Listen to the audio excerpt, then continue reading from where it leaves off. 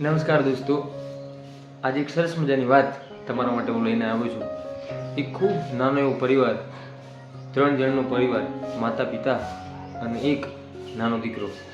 એ નાનો દીકરો રોજ સવારે સ્કૂલે જાય એટલે એની મમ્મી એને સરસ મજાનું ટિફિન બનાવી આપે, એને નાસ્તો બનાવી આપે, એને જે મનગમતું ભોજન હોય એ ભોજન બનાવી આપે અને પછી એની સ્કૂલ બેગ તૈયાર કરી અને એને રોજે સ્કૂલ મોકલે. અને સ્કૂલથી રિટર્ન આવવાની એની માં રાહ જુએ કે ક્યારે મારો દીકરો સ્કૂલથી ઘરે પાછો આવે. આવું સતત જ્યાં સુધી ભણ્યો ત્યાં સુધી 18-20 વર્ષ સુધી આવું સતત ચાલ્યું. એની માં રોજે રોજ વહેલા ઉઠે, સરસ મજાનું છોકરા માટે ટિફિન બનાવે, એના માટે નાસ્તો બનાવે અને પછી સ્કૂલ મોકલે. અને આવું 20 વર્ષ ચાલ્યા બાદ પછી એને નોકરી મળી એ છોકરાને. તો નોકરી જવાનો ટાઈમ સવારે 7-8 વાગે જાય, રાતે 8 વાગે બી આવે, 9 વાગે બી આવે, ક્યારેક વહેલો બી આવી જાય. તો પણ એની માં એની રાહ જોતી કે મારો દીકરો આવે પછી હું જમીશ. એમાં એક વખત એને ખૂબ મોડું થઈ ગયું, એની કંપનીની અંદર મીટિંગ એટેન્ડ કરવાની હતી. તો ખૂબ એને મોડું થઈ ગયું હતું, લગભગ રાતનું 2 વાગે આવ્યો એ દીકરો. જ્યારે 2 વાગે ઘરે આવ્યો ત્યારે એની માં સોફા ઉપર બેઠી બેઠી દીકરાની રાહ જોવે. બધા સૂઈ ગયેલા ઘરમાં, ફક્ત માં જાગી. અને જ્યારે ઘરમાં એન્ટર થયો દીકરો ત્યારે પૂછ્યું કે મમ્મી હજુ તમે કેમ જાગો છો?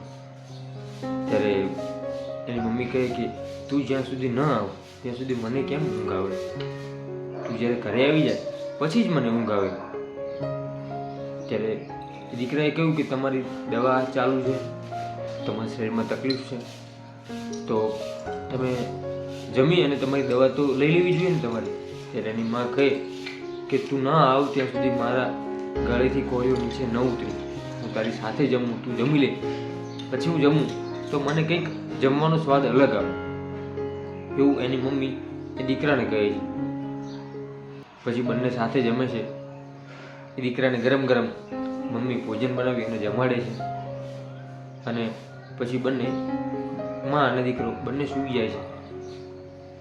દોસ્તો, આ વાત આમ ખૂબ નાની છે, ખૂબ ટૂંકી છે, પરંતુ વાતનો મારો કહેવાનો અર્થ કે દીકરો ગમે એટલું મોટું થઈ જાય, ચાહે દીકરાને ઘરે દીકરો હોય, પણ એ દીકરો એમ કહેવાય કે માં એને એટલું જ સાચવે છે, એટલું જ એમ કહેવાય કે છે એને વાલ કરે છે. એટલે માં જેવું પાત્ર હું નથી માનતો કે દુનિયામાં બીજું કોઈ હોય. એક માં જ હોય જે તમે ગમે એટલા વાગે મોડા ઘરે આવો, માત્ર ને માત્ર તમારી રાહ જોઈને બેઠા હો. એટલે હંમેશા પરિવારના દરેક સભ્યોની આપણે કદર કરીએ, આપણે આપણા માતા પિતાને ખૂબ સાચવીએ, કારણ કે એમના વાલ થકી, એમના આશીર્વાદ થકી, એમના હેત થકી જ આપણે જીવનના ઉત્તરોત્તર પ્રગતિ કરી રહ્યા છીએ. એટલે જો તમને તમારી વાત ખૂબ વહાલી હોય તો મા માટે એક સરસ મજાની કોમેન્ટ કરજો. વિડીયો ગમ્યો હોય તો વિડીયોને લાઈક કરજો. ચેનલ પર નવા હોય તો ચેનલને સબસ્ક્રાઈબ કરજો. આવા જ બીજા સરસ મજાના વિડીયો જોવા માટે આપણી યુટ્યુબ ચેનલ હું અને મારી વાતોને સબસ્ક્રાઈબ ચોક્કસથી કરજો. ફરીથી મળીશું એક નવા જ વિડીયો સાથે, એક નવા જ અંદાજમાં. ત્યાં સુધી દરેક દોસ્તો, દરેક મિત્રને જય માતા.